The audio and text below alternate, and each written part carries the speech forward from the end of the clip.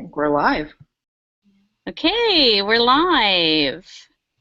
Good afternoon, everybody. I'm Niala Boodhoo, and this is our 2016 AAJA pre-convention hangout. This is our second annual year. We've been really happy to do this with SAG-AFTRA and AAJA small market broadcast journalists. I'm Niala Boodhoo. I'm Vice President of Broadcast of Journalism for AAJA, and I'm going to turn everything over. So today we have three people who are participating in the panel. We have Adam Moore and Anna Calederon from SAG-AFTRA, who are going to be led in conversation by our very own Catherine Van. Hey, Catherine, I'm going to turn everything over to you. Sounds good. Thanks, Nyla, and thanks, Adam and Anna, for participating today. We're going to talk all about this convention, which is next week. So I hope you got your tickets. So let's just talk about the convention in general, prepping for it. I mean, many of us, it could be our first time. How do you prepare? What do you need with you, at all times throughout the convention hours? Well, we are talking to you from NABJ, NAHJ, and DC, so we are well-versed in people carrying around their bags of stuff and all prepped and ready to go to meet with folks. I think the theme that I hear all the time, not just at these conventions, but frankly, if you want to do this business, that you are always ready. You are always, whether it's camera ready, if that's your gig, or if you're ready, with your recorder ready to go, your pad ready to go, you're never without the tools of your trade, and that may be, in this instance, your resume, your reel, your work samples, your personal service contract. If you currently have a job and you're looking to figure out a way into the next market, or one of the things that we provide that Anna can talk about is SAG-AFTRA will review those personal service contracts for you to give you a sense of what's in them. So whatever it is that you're coming to the convention for, finding a job, networking, make sure you have the appropriate tools at hand. Yeah, and go ahead. I'm just going to add that Adam is correct. Everything he said, this is a great networking possibility and great potential for you to expose yourself in the most positive light possible. So bear that in mind in all that you do and say. And again, we will review your personal services contract. And it's one thing that we did a great deal of last time during our office hours. So I welcome and hope that folks will bring those personal services contracts to us. I will be there with Michelle Kim, who's also Director on Labor Council in Los Angeles with me, and we're both lawyers. So we have experience looking at these contracts, and we can point out to you and educate you on what those terms are that are contained. Oftentimes people just want to know what is in there, and we can break that down for you. Yeah, I mean, you only get 10 minutes with you guys, or even with the recruiter. How do you make the most of that time? Well, I think, a lot of times that's all the time you're going to get anyway, right? And that's kind of the way it works, especially in that first interview, right? You can maybe get 5-10 minutes with somebody because you know someone who got you the opportunity. You walked in and you sat in the reception area long enough to annoy somebody to let you in for 5-10 minutes. So it's always good to have your elevator pitch, know who you are, know what you're bringing to the table when you're going to talk with potential employers, or if you're looking at maybe some professional representation. Have a real good sense of what you believe you bring to the table, where you want to go in sort of your next step and your successive steps in your career, and then be willing to listen. And in order to get the most out of the listening part, have some really thoughtful, specific questions. Know who you're talking to, right? So you do your homework, as of course this profession requires you do. You do your diligent research about who is it you're going to be talking to, what kinds of things I can ask them that they're going to be able to respond directly to. So their area of expertise, their personal or educational background, hey, they worked at a shop that I know of and I'm interested in that culture, whatever it might be really specific and intentional, I suppose, when you go to talk to anybody at a booth, in our micro appointments, when you come talk to us. Do you have questions about safety in the workplace? Do you have questions about what your rights are? Because your news editor won't leave you alone. You're not quite sure what to do about it. Or is it something I want to get out of my contract? I don't know quite what's in it and what that entails. It could also be something more general, like I've never worked in a union shop. What does it mean? Why would I do that? Why is it something that I need to know about this union at all? And how does that play out in this business? Because I've heard different things from previous employers or previous representatives. So whether you're talking to us or talking to anybody else, just do your homework a bit. You guys have great information on your website about who people are and where and who's going to be there. So, you know, do your research and figure out who it is you're going to be talking to. And this is kind of an interesting environment. I mean, it could be intimidating if it's your first time going to a convention. Any tips for networking when you're there? Do you have any thoughts first? Well, I just was going to add to something that Adam was saying about, and the question that you had about the 10 minutes. Just know that if you have the 10 minutes with us, and we haven't finished with your personal services contract, we will still follow up. So I urge people to bring an extra copy so that I can follow up, have your questions ready, and I can easily email that to you so that it's not, well, I'm sorry, we didn't finish through, we only got through page 3. I have to deal with the next. That's not the way it's going to work. We will continue to follow up and get you that information. And so people do not have to be bound by the 10 minutes with respect to us giving them some feedback on their personal services contract. So I at least wanted to get that information out there. As far as networking, I mean, again, I think it goes back to doing your research. Pay attention to, know who's at the convention, okay? Look at the map and kind of, you know, use your time efficiently in terms of the spacing of the actual hall, and try to, you know, say, okay, if I have a half an hour between these 2 panels that I want to attend, and these 3 employers or potential employers are, you know, located next to each other, but the other 2 are far off, you know, try to figure out how to navigate that so you're making the most use of your time. So I do, again, that's part of the research, but you may want to look up the spacing, the exhibitor hall, and where people are actually located in that area. Yeah, I think that's right. And Anna's right. It's most people are going to give you 5-10 minutes, but we're not most people, right? We're not potential employers unless you want to come work for us. You've got more time. This is just your first 10 minutes, just your teaser. So definitely see this as an ongoing relationship, member, pre-member, working in a union shop or not. And then quickly I'll just say in terms of the networking, yeah, you know, practice I think is also helpful, right? If you have a specific ask you want to make of someone or some people, or you realize that you don't like this very much, but you realize it's a business of necessity, get a group of your friends together. Get some people who you're comfortable with to kind of help stack the deck on some level and go through some of your talking points with them. If they're going to convention with you, travel around with them. They can drop you off with some people, but you know that they're right behind you. They can kind of be that emotional support, because being able to do the job that maybe you're hired to do may be an entirely different skill set, and oftentimes is than being able to network around in one of these environments. So give yourself the best shot by practicing and doing your homework. Can I jump in and ask a question, guys? Because I feel like you all are convention, you guys are convention veterans. I'm just wondering, and you guys see networking, I think you see good networking and you see bad networking. So I'm going to start with the bad networking and ask, what are some things that you should not do that sort of leave a bad impression? Do you want to go first? I'm going to ask a positive question after, I promise. I'll make a brief comment. It was kind of something that was said today during one of the panels. You don't want to look desperate during any networking interaction with someone. I don't know that you necessarily want to drop your resume with someone if the opportunity didn't really present itself.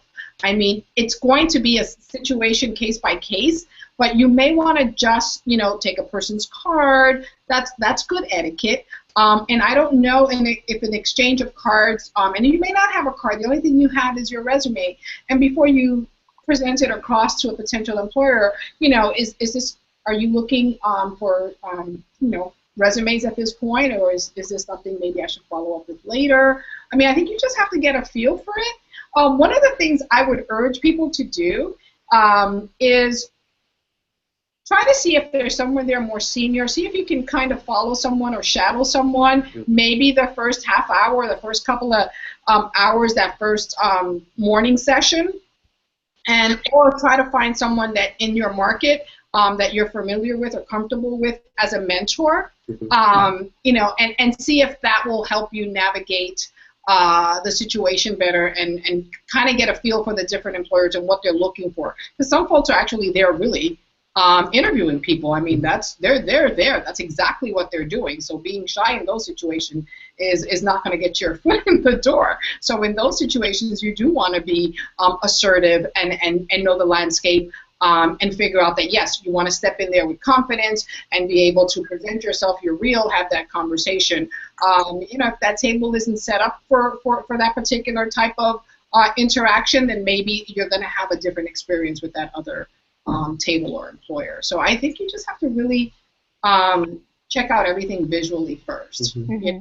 There's something to, you know, you said there's desperation, like there's a fine line between sort of passionate and desperate, and you're going to have to find that line. But I think part of it also is not, it may well be a numbers game, right? It may well be, especially if it's your first job or you're coming out of J school or you're trying to get to a different market, that you really are just trying to get to see as many people as possible and expose yourself to as many people as possible. So it may be that your goal is volume. That's fine. But you have to make each one of those interactions feel as if you're there to talk to those folks specifically.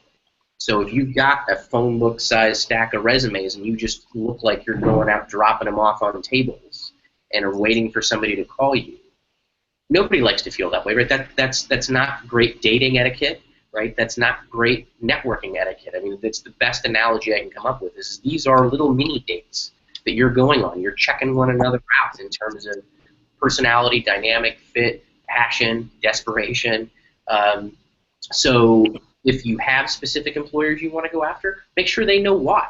Make sure that they know that you know who they are and that you're coming to them for something specific. And if it is very general and I'm just trying to get to 100 places, make sure that they understand that you're not just the person doing that, right? That there is something unique that basically if they don't hurry up and call you, there's 90 other shops who are because you're the best thing who walked in the room. And you know that, but it's not arrogance and it's not it's that confidence versus arrogance, desperation versus passion. It's a fine line, but that's the shadowing and watching other people who you respect and others respect. There's no better way to do that, to figure out how to do this than to model that kind of good behavior. Do you have something else, Nyla? Well, then I was just going to ask, so I think I love that you guys said look for people who you think do well. Are there people who you think, the people who are really good at networking, other than like being able to, because I think you said they're really good at reading the room, they're really good at kind of gaming the situation and sort of deciding where do I bring the passion, where do I kind of dial it back. Are there any other specific things that people who do this well? I mean, the thing that I always find most impressive, either people who are talking to me about this stuff or I see out on the floor or in these environments, are people who own it. I don't know. I think this is the vague way to put it, but they know who they are, what they bring. They know the kind of potential that they also have, and they aren't shy about expressing that to people, not in a grandstanding way, but just in, I'm going to let my work speak, hey, I'm going to show you my tape, and then we'll talk, because I need you to see what it is I do. I'm not going to kind of flower it up ahead of time. I'm going to let you see the work I do. And then I'm going to talk to you about my process and my passions and things like that. Sometimes the setup's not that way, and you do have to do a bit more of a pitch.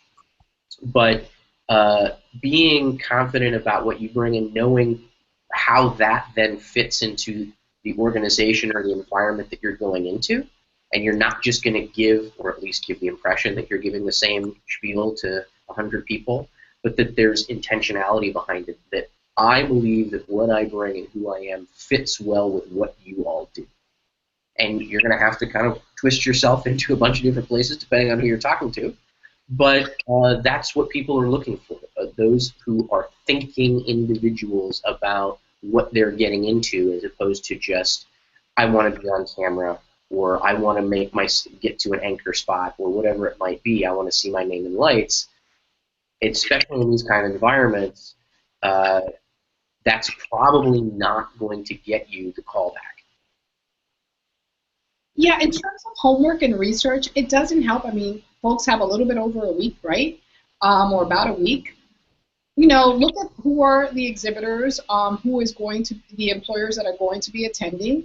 It doesn't hurt to go to their website, see if there are open positions that they're possibly looking to fill during that conference, and be prepared for that, so that you're not just giving a general pitch. You may actually be giving the pitch for that specific position that you know is available and that you want to be considered for. So it doesn't hurt to do that, go that extra step ahead of time. I think that's going to go a long way and might put you ahead of the pack.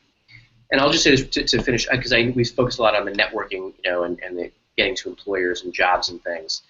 To me, I think, and from the stories I've heard, in particular, I think out of AAJ, but all of these organizations, I think the greatest asset are your peers, are all the other people that you get to meet and know, who can say, you know, and then you get a random text message a couple months later, and they're saying, you know, I'm leaving my station, but I was talking to you, and I knew that you were trying to get into this town, or you really liked my employer, and time after time after time, 9 out of 10 people you talk to will say that they got their position based on a relationship.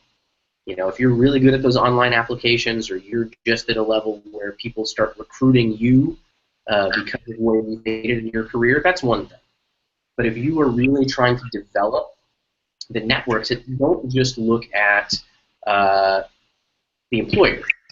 Look at who else is around. Look at those other kinds of organizations or support institutions or unions or just network or receptions where you can get to like-minded folks who can, you as a network, you know, will come up together and help each other out. I mean, I can't emphasize that enough. I think it's invaluable. Absolutely. I met some of my closest friends at these conventions, so. Marriages, I'm sure there's all kinds of stuff that come out of it, right? Right. Well, we're going to take a question from Karen Ho. She says, should I print business cards for the convention, or are those not used anymore? So business cards, are they old-fashioned, or do people still use them? Is she currently employed? I'm not sure. We'll tweet at her and we'll ask her. We'll see if we can ask her. But I mean, I guess I get sort of both of it. I mean, I'll hand out cards, and sometimes I'll get well, just what's your Facebook or what's your Twitter? And I've one who is personally, I don't have a social media footprint. Like, you can't find me. So unless you get my card, I'm sorry, you're not going to find me. Other people, you know, like to bump their phones and do the other things. Frankly, I think having some physical collateral of some kind, it can be a postcard that's got your recent special on it, it can be a doc you've done, it can be your resume if it needs to be, I suppose. But having something, because if you don't, you have to rely on people's memories, or you have to rely on, will they hand you their phone and you can type in your handle, you know? And so I can tell you that so far as I know, most everybody I know leaves these things, goes through their stack of cards, and then tries to follow up with the people that they meet with. So even if you don't have one, most of the people that you're going to, especially employers, all the employers will have one. So you can always get theirs and follow up with them and remember some bits, write down on the back of that card as soon as you walk away, we talked about such and such. What's my hook that they'll remember me when I email them back? So I'm not sure, depending on where you are, I'm not sure it's don't go out and spend a bunch of money on business cards if you don't need to. I don't think that's necessary. But it is helpful, I suppose, to have something to leave that person with an impression. Because otherwise, if you want to get back to them, you're going to have to find a way to not only get back to them on your own, but for them to then remember who you were in the first place when you email them when they come to something. So, just going off of that, what's the protocol for following up when you hand someone your card, they hand you their card? Do you wait a couple days after the convention and then follow up, or just leave it? I mean, I think that if you're going to take anyone's card, it's the professional thing to do is to, at the very least, say, it was very nice to meet you, I hope we cross paths, even if you have no intention, because it can't hurt, right? It can only show you in a positive light, and if your name ever comes up again, even if this person will go, that person sent me the nicest note. right? Don't stalk people with handwritten notes if you're not really interested, right? I mean, that could intentionality again. What is it you're looking to get out of that connection, out of that relationship, and do it. And sometimes you take people's cards just to be polite. That happens, but you can always just say no thanks if you'd like, so you don't set up the expectation that someone's going to hear from you. Oh, we got a response from Karen. She has a summer job, but they don't give her business cards. They would be useless in the fall anyway, and she attends grad school. So, what do you think? Yeah, I don't think she needs it. Yeah, I don't think that there's a need there to go out and print some cards. I would, go the route that Adam was explaining in terms of getting the business cards where you're interested in possibly following up, and make sure that that follow-up is something that you really are creating a potential for communication and follow-up communication. But it has to be, it's not just to do it, it's not for the academic exercise. It really, like Adam's talking about, intentionality. Make it count. This is a small business. People think this is a small business and it's a small group of people. These hiring managers, just like folks, jump from job to job and market to market, so do the hiring managers, the news directors, the program directors, so bear that in mind. Mm-hmm. Right, you never know, right? We just talked to somebody today who's 3 weeks in a job at NPR and who was at a different shop for years, and so you just never know connections you make one year where they're going to end up later in their career. Okay. We're going to switch gears a little bit, talk about actual jobs. You were talking about unions earlier. For people who don't know what a union job is like, can you explain the difference? Absolutely.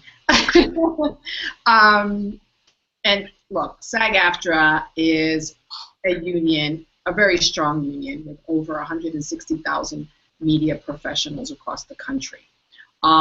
Within that group, we have 250 contracts covering broadcasters and journalists across the country. Those union stations have set the bar and the standard in terms of health, in terms of benefits, in terms of compensation, in terms of what should be the standard when there is a parting of ways, so that you get a severance package. I mean, that definitely sets us apart in terms of union versus non-union. There is less turnover at union stations, so you have more of a stability and a trajectory in terms of career development. Those are all the kinds of things that we try to ensure that are protected and covered under a collective bargaining agreement. There are more different types of positions within one station, so that you can have a station, and by the way, it varies, right? So we have the big O&Os, the owned and operated, the ABCs, the CBS, the NBCs. Some are only at the local level, some are at the network level. They're all across the country. We try to have some uniformity, and we talk to one another in terms of the locals actually negotiating these contracts. So what you see in New York and LA, they're setting the standard for other locals like Chicago, San Francisco, and DC is definitely up there. But then we have Seattle and Portland, and these folks are also trying to make sure that they're getting and trying to reach the same standards and barometer that we are establishing across the country. And that helps even non-union stations, right? Because people want to remain competitive in the market. They do not want to lose all their talent to the union public stations. But at the end of the day, those are going to be some of the most coveted opportunities out there, and people are going to want to get there. One of the beauties of some of the union public station is that you have AAFTRA H&R. And the portability of that benefit. So H&R stands for? Health and retirement. So you have the health benefits as well as the pension, right?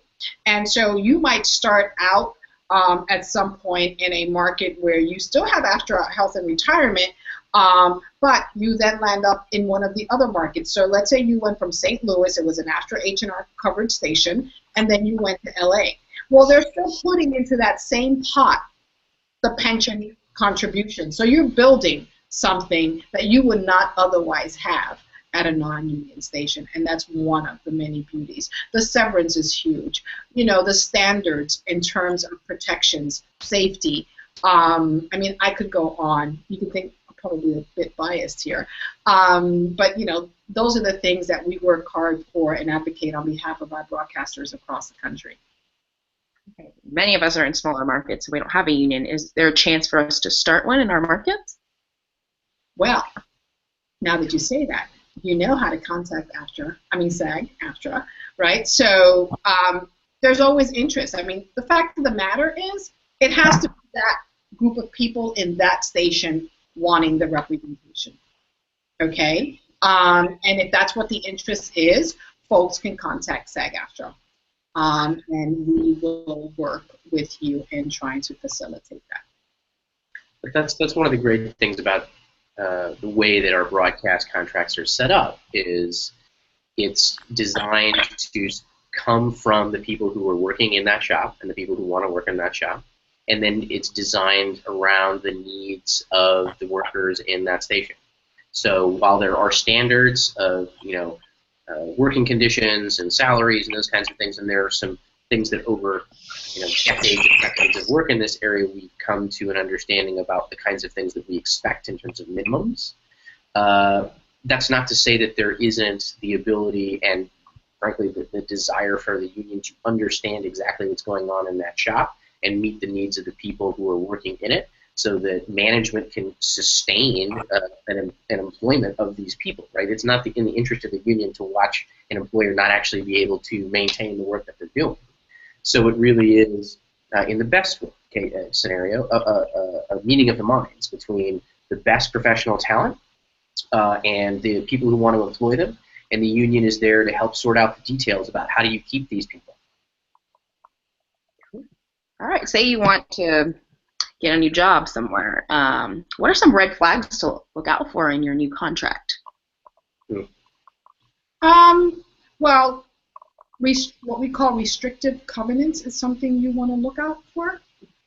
You have to look at what we would review your contract, because you're going to see a lot of different things, and it's better to have someone who is familiar with the industry to tell you what that contract really means and what that term really means, okay? So, for instance, a lot of folks will go and enter into a new contract and say, oh my gosh, I just got this great deal, and I have guaranteed employment for 3 years, and it's where I want to be for the next 3 years. Well, if you read that contract very closely, it's really not a 3-year contract. It's 3 one-year terms, and they can revoke it at any point in time within 6 months of the ending of any year. I mean, that's pretty onerous, but I've seen those, especially in smaller markets. Well, in that scenario, sorry, but in that scenario, the employer has the ability to end the contract. Oh, yes, yes. But you don't. Right. It's a one-sided deal. Right. You can't get out of it, okay? And the employer can always get out of it. So people think they're going to set their roots down, and I'm going to be here for 3 years, and I'm going to, you know, maybe put down on a great little condo, and then, you know, you're out of a job in a year. So those are the kind of things that we would highlight for you, so that you at least understand what you're entering into, okay? In some markets, there are, in some states, there are different standards in terms of non-competes. Non-compete is language that is very restrictive, and the employers put in these personal services contracts, and in some states they're enforceable, and in some states they're not. So I am in a state, California, where they're unenforceable, and by the way, I see them all the time. And the non-compete clauses say what? What they say is, you know, basically within 60 to 90, even up to 6 months after you end this employment and this relationship with this particular employer, you will not seek employment, or you will not be employed by a competitor. And sometimes they make it so broad. Okay, a competitor in what? Some people have it just, you're hiring me for radio, then it should just be radio, not radio and TV. Okay, so those are the kind of things we try to highlight for you, because they're going to try to hold you down and make sure that you don't go anywhere else, even if they don't want you afterwards. Okay, there's also this thing called right of first refusal, where you're obligated to go tell them before you get out of your deal, even though they've said we don't want you at the end of this contract, you can go out and seek other employment. Oh, and by the way, when you do find that other employment, you've got to come back to us and see if we'll match it first. So and if you don't, you're in breach of contract. Exactly. So those are all the things we would highlight for you. Those are the kinds of things you want to look for. They're called right of first refusal and non-compete. And again, some are more onerous than others. And in some states, even though they put them in there, they're not enforceable. And so, you know what? It doesn't matter. They can put them in there. They can't enforce it. And I see them all the time in the California contracts. It's crazy. Even though they're unenforceable. And all you have to do is get the individual to believe it. And if they don't ask anybody and you don't know that it's unenforceable, they think they can't go walk across the street, even though somebody's trying to hire them from the competing shop. Exactly. Because they think they're going to be in breach of their contract. Exactly. So those are some of the things. That is why we offer this invaluable resource to everyone, and for free. For free. Okay, to review those personal services contracts before you sign them. And we'll talk about agents. If you don't have one, how do you know that you're getting a good deal with your contract or your salary, etc.? If you don't have an agent, is that what the question was? You don't have an agent.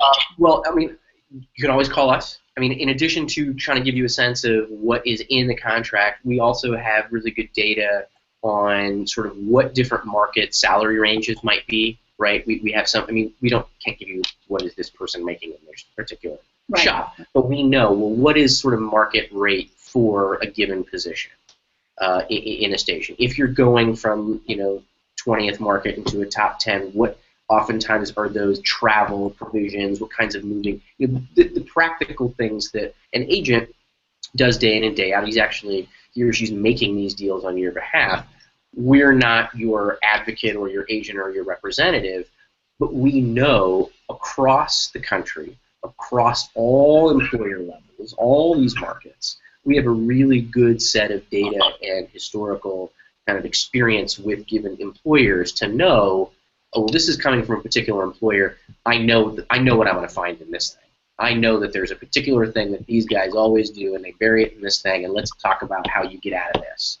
So we can help you, if you don't have representation, and it's not going to be appropriate for everybody to have representation up until a certain point in your career, that we can't go in and negotiate with you, but we can give you the best thinking about these are the things that you need to go in and highlight in your contract, ask questions about, push back in these areas so you can become your own advocate, which frankly you're going to need those skills when you choose an agent. Right. When you're interviewing someone to hire, and remember that's what's happening, right? You're paying these folks.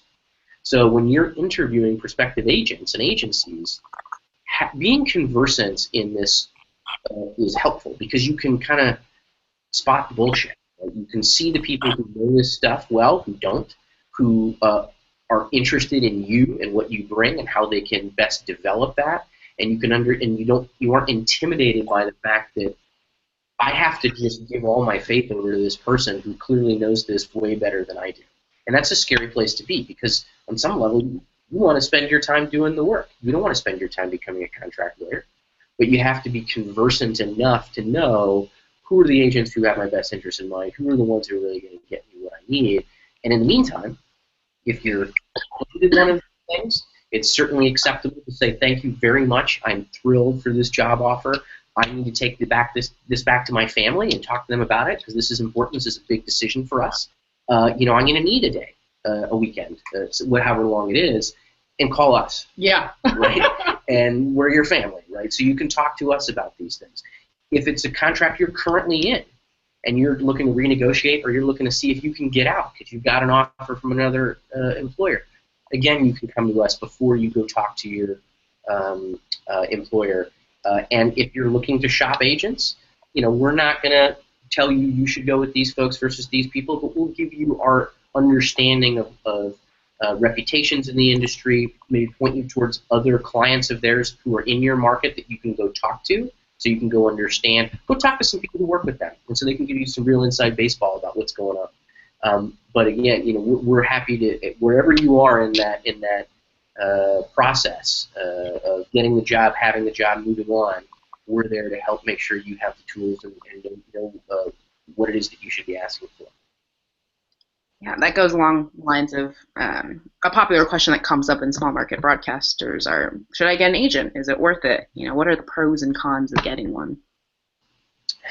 Well, I mean, Anna should take this more than I, but I will say that, I mean, in general, I mean, you should look at, you know, where you are in your career and do what you can to make your way, especially up through sort of the, you know, 100 to 50 to the 30s markets. Everything that I've ever heard from agents and other professionals in the industry is you don't need it.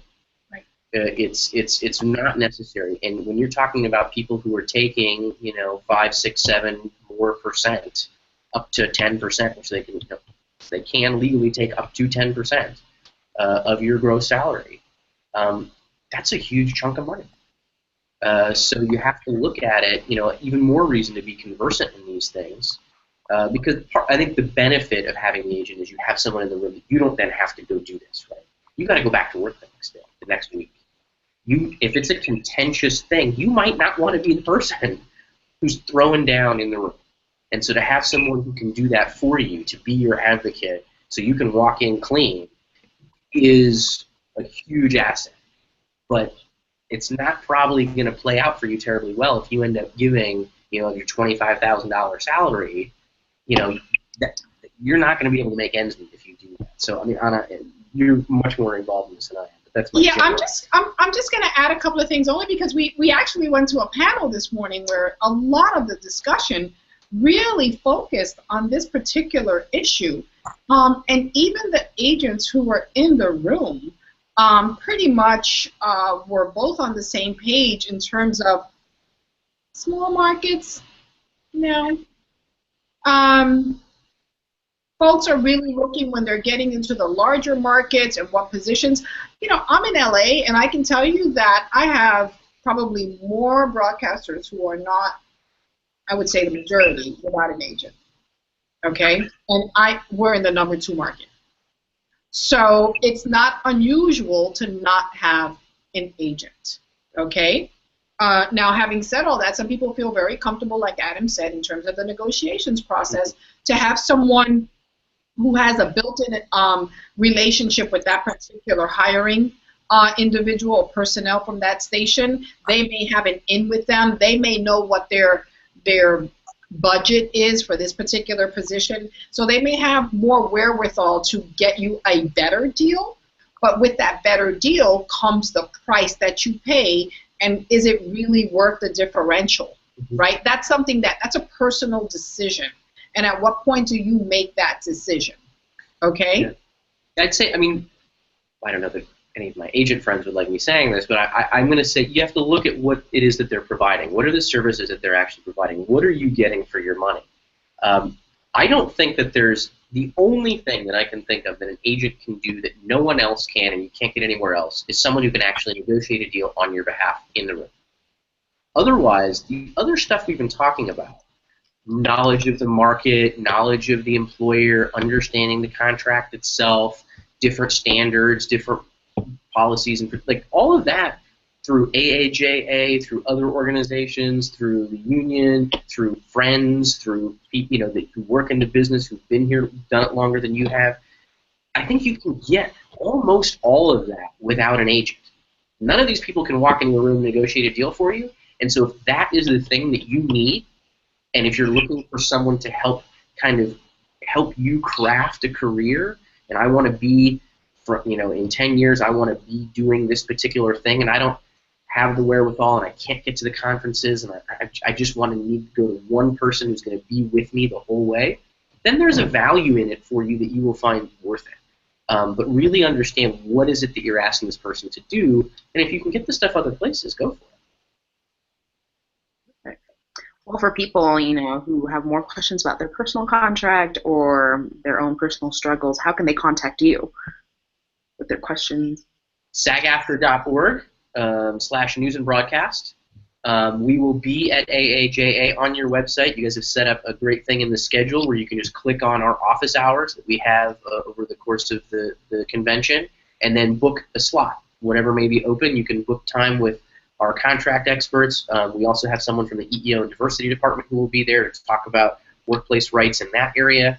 As I said, there's a bunch of great information on our website, and you know, call the office. I mean, you can call 855 SAG-AFTRA from anywhere free, and whoever picks up the phone say, I have some questions. I'd like to talk to somebody about my broadcast personal services contract or a general thing about broadcast, and odds are you're going to end up with Anna or our chief broadcast officer or someone who knows this stuff in and out and actually really dig talking to people. These are the wonkiest folks I've ever met. They like nothing more than going line by line through your thing and getting fired up when they find something that's not cool and explaining to you why that is. So take advantage. Call us up, 855-SAG-AFTRA, SAG-AFTRA.org. Find us at AAJ in the office hours, and we'll find you if you don't find us. That's kind of threatening. I didn't mean it that way. No, thanks, you guys. That's so great because we really appreciate it because we know we just tweeted out that link, by the way. If you follow AAJ, we tweeted out the link to office hours, so you can see that. You can go to AAJ.org. But I know that lots of times people have questions that they don't want to ask publicly, and that's why we've set up these office hours. If you have questions you want to ask confidentially, not in a public setting, these office hours are a perfect way to do it. And I think Anna and Adam, you guys have done a great job sort of whetting everyone's appetite for convention for next week for Vegas. So I want to thank Adam Moore, who's the National Director for EEO and Diversity at SAG-AFTRA, and Anna Calederon, who will be in Vegas with us next week. She's the National Director for News and Broadcast for Southern California, and of course our very own Catherine Van, who's the co-chair of the AAJ Small Market Broadcast Group from KOLO. Thanks, you guys, and I guess we should just say see you in Vegas, right? See you in Vegas. See you then. Thank you so much. Thank you. Thank you. That's great. Bye. Bye.